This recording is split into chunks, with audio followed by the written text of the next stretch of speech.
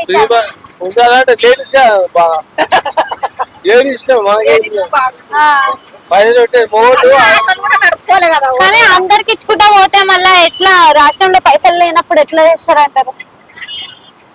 రాష్ట్రంలో పైసలు లేకపోతే అందరికి టికెట్ తీసుకోవాలి. సన్న బియ్యం ఇస్తారు కదా, సన్న బియ్యం ఎట్లా వస్తున్నాయి? అదేం రోజు వస్తాయి.